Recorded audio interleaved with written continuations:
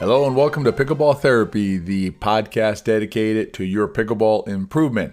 In this week's podcast, we're going to talk about an interesting topic, an interesting concept. We're going to talk about how you should actually be prepared to lose the rally. It's an interesting concept. It seems counterintuitive at first, but if you give it a chance, I think you'll come around to it. It'll also help you just be more calm out there and have better peace of mind when things don't go your way and you lose a rally. And then in the riff, we're going to talk about the paddle I'm using right now and talk a little bit more about how paddle selection can impact your game. If you're ready to expand your mind in pickleball, stay tuned for the podcast.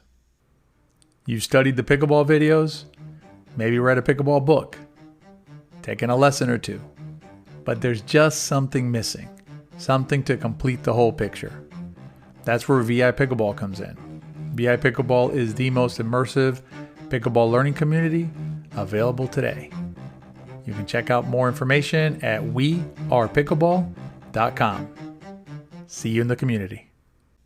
I don't know about you, but when I step out on the pickleball court, I'm looking to win. I want to win the rally, I want to win each point, and I want to win the games. I want to leave with an undefeated record every time I get out there. Doesn't happen, but that's the objective, right?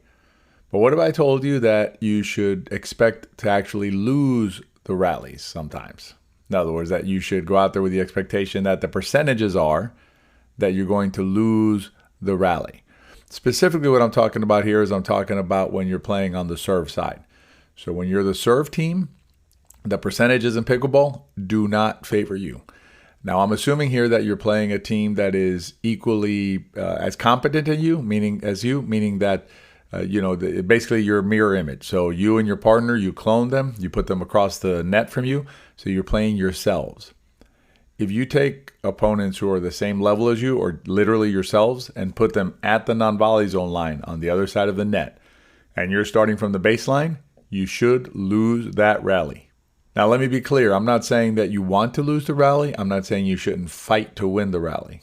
What I'm saying is that as a percentage, you are going to lose more of those rallies than you're going to win when you're on the serve side. When you are playing at the baseline, if you are playing your mirror image and they're doing a good job up at the return, at the non-volley zone line as the return team, you should expect to lose more than you win. What that tells you is it tells you, well, wait a minute, if I'm thinking about it in terms of rallies won as the serve team, that may not be the most productive way of thinking about it, and certainly isn't the healthiest way to think about it, because you're going to be disappointed much more often than not. Coach Peter Scales, if you've listened to our podcast, we did a whole series on mental and emotional training. Coach Pete wrote an excellent book. Mental and Emotional Training is the name of it. It does say for tennis on there, but you can drop that, disregard that. It's as applicable to pickleball. And then the subline, which is compete, learn, honor, is really important in there. But one of the things that Coach Pete mentioned is that if you leave the court, or if your metric for success on the court is winning all the time, that's not going to work for you, because you're going to lose. Say you lose half the time, so you go out there, you win half and you lose half. That's not bad, you're winning as much as you're losing, or losing as much as you're winning. But if that's your metric, I must win all the time, then it's just you're setting yourself up for failure, setting yourself up for a mental disaster out there. Similarly here, I kind of think about it in terms of the rallies, right? So if I go out there and I'm playing on the serve side, and I understand that my opponents are entrenched at the non-volley zone line as the return team, they have the positional advantage in the rally, then I need to understand that what I need to do is I need to work. I need to try and do the best that I can to try and win the rally. Obviously, I still want to try and win the rally, but I need to be able to understand that from a statistical standpoint, as a percentage, that they have the upper hand, and so therefore they should be favored and they should win. So basically, I am, if you want to use this term, I am the underdog when I am the serve team. So if the other team, which is as good as me, remember, prevails in that exchange, then it's not just that they had a positional advantage, so it's not a big deal. But understand that they do have a positional advantage, and so they again had the upper hand. I'm repeating myself a little bit here, but they basically have the upper hand. They can basically they start the point or the rally ahead of you, And so the fact that they finish ahead of you shouldn't come as a great shock to anybody. So, what you want to do is, instead of looking at it when you're on the serve side, instead of looking at it as, did I win or did I lose that rally? Look at it in terms of, was I productive during that rally? Did I work during the rally? Did I try and hit shots that made sense given where I was on the court and where they were on the court and what was going on in that situation? I'll give you a quick example of a situation that almost never makes sense. And certainly, when you're playing the serve side, it's really hard to win this way. If you're at the baseline or in the transition zone and you're hitting just, shot after shot that's going at their shoulder, right? At the opponent's shoulder. And all they're doing is, punch volleying it down at your feet or punch volleying it deep to you. It's really hard to win that way. It's going to be really hard for you to prevail using that tactic. Eventually you're going to pop one up and they're going to just slam it at you, and that may end the rally depending on where you are in the court and your ability to defend. But if you're not at least trying to execute either a third shot drop, you can do a third shot drive. I have nothing against a third shot drive as a strategic tactic. I have nothing against a third shot lob as a strategic tactic. But you want to be hitting a type of shot that allows you to overcome that disadvantage that you have when you start the rally as a serve team. As long as you're trying to do those things and you're working the rally, right, not hitting the net and things like that, then that's a productive rally. So that's a productive effort by you as the serve team. As long as you're doing that, then you're doing a good job. You're doing what you're supposed to do. It's not the winning or the losing of the rally that is the defining characteristic of your effort as a serve team. And if you understand that, when the serve rally, when you're serving and the rally is over, and again, percentage-wise, you're going to be on the negative side of that and the losing side of that, if you want to look at it that way, more often than not, against similarly situated opponents, against opponents who looked like you. So if you lose that rally there, then the response shouldn't be, or the auto response shouldn't be, I lost the rally, therefore I failed. The next question should be, was I productive? Did I work? And if you worked and did the best you could under the circumstances and tried to hit the shots that you're supposed to hit and things like that, even if you didn't hit the shots perfectly, you should be able to turn around and either head back to serve your second serve or head back to get ready to return and just say, okay, I did what I needed to do and everything is fine. Not go back there and say, I failed. I didn't win the rally. I didn't win the point. Because if that's going to be your metric, it's going to be a really, really, it's a really sort of a tough way of playing pickleball, because you're going to be feeling that way more often than not when you're on the serve side. So remember, when you're on the serve side, be prepared to lose the rally, understand the positional disadvantage that you're in, work the rally, and ask yourself the right question at the end to save your minds. All right, so that's you be prepared to lose. Hopefully that helps. You may have to think about it a little bit, but it works. If you apply it, it'll work. All right, let's talk a little bit about paddles in the riff coming up in a minute. Stay tuned for the riff. You'd like to help your friend or family member learn how to play pickleball, but how? Now it's easy. Pick up a copy of Play Pickleball, A Beginner's Guide. It's the most complete guide to playing pickleball.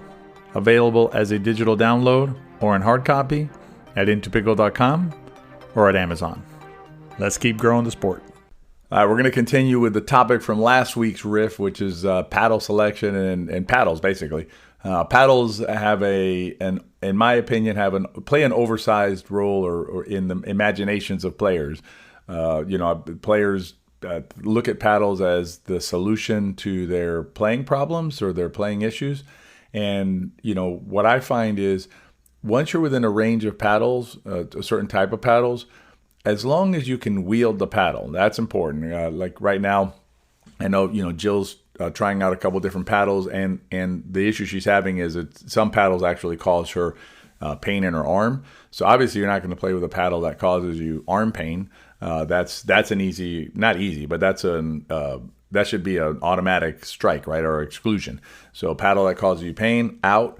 But once you get within a range of paddles that obviously don't hurt your arm, but you can play with, then changing between those paddles is really not going to have a marked impact on your game. There are a couple of paddles, or a couple of different types of paddles that I try and steer players away from. Unfortunately, one of them is a pretty popular paddle. It's the Z5 paddle. The reason I'm not a big fan of the Z5 paddle is because it has a Nomex core, Nomex core in the middle of it. And so that basically makes it it's very powerful. You can hit the ball 100 miles an hour with that thing, but you lose a lot of control, and I think it's a pretty harsh paddle on the arm. So I'm not a big fan of that paddle. And I also try and advise players not to play with the wooden paddles. The wooden paddles don't really give you, I don't think, a true feel for the game, particularly given the better technologies that are out there. But once you get past those paddles, in terms of, whether you end up with a ProKenix type of paddle, their technology, or you end up with a Gearbox carbon fiber paddle, or you end up with, more traditional honeycomb paddle, the paddle itself, is it going to take you from a 3.5 to a 4.0? The answer is no. What'll take you from a 3.5 to a 4.0 or 3.0 to 3.5 or wherever you're at, and wherever you want to go, is going to be understanding the game, which is, what we try and talk about, including in the first segment of this podcast about being prepared to lose. It's understanding the game and being able to execute shots. So you learn to understand the game by studying the game. I'm going to hit on it again. Check us out at VIPickleball, wearepickleball.com. If you've not already gone in there, what we work on in there is we work on helping you understand the game. That is one of our primary drivers in there. We just posted a point breakdown this week, and we explain it. We talk about it. We did a game breakdown at a webinar last week, basically, going down through games and explaining to you so that you can see why one side was successful versus the other side. Not just, the battle wasn't ready or they missed a shot. No, there's more fundamental things going on. And so that hopefully, the light goes on and the little light bulb goes on and you go, wait, I see that now. And so you start fixing that in your game if it's something you have to deal with.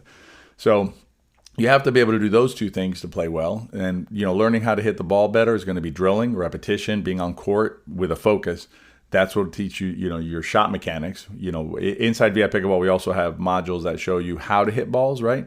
But to learn that and implement that, you need to have court time doing that, and then it's understanding the game. You put those two things together, I could give you any paddle out there, and you're going to be able to execute the strokes that you need to be successful. So, and the paddle I'm using right now, I guess I led with that in the riff, right? So right now I'm actually playing with a couple of different paddles. I'm playing with the Babolat paddle, the Renegade Touch, I think it's called. I'm playing with the Paddletech Bantam XL. Sometimes I break out the Engage Encore, the original one from back in the day. I'm playing with, sometimes I'll break out one of the Onyx paddles, whether it's the Evoke Pro or the Evoke Premier. So basically, I'll step out on the court with any number of paddles and play, and I'm perfectly comfortable playing with any of those paddles. And so what I'm trying to impart to you is maybe, find a paddle that's comfortable to you, find a paddle that you like, find a paddle that doesn't hurt your arm. I even think it's worth finding a paddle, once you're within the range of paddles that make sense, find a paddle that you're happy with. In other words, that you take it out of your bag and you're like, I love my little paddle here. I know Sarah Aiken, I always mispronounce her name, but from Eastport Paddle Company up in Maryland, she makes some of the coolest paddle designs in terms of the faces of the paddles. The designs of them are super cool. So if you like the paddle, and you enjoy holding it in your hand, then knock yourself out. Because I'm telling you, once you're within a range of paddles that are well built, including Sarah's paddles, you'll find that the paddle itself is not going to drive your play. What's going to drive your play is an understanding of the game and being able to execute the shots. That's our podcast for this week. The riff went a little longer than I expected, but sometimes that's the nature of it. It's a riff. We just start riffing and we go and see where it takes us. So I hope you enjoyed it. If you enjoyed the podcast, please share it with your friends. Remember, if you liked it, they probably will too. Be well out there.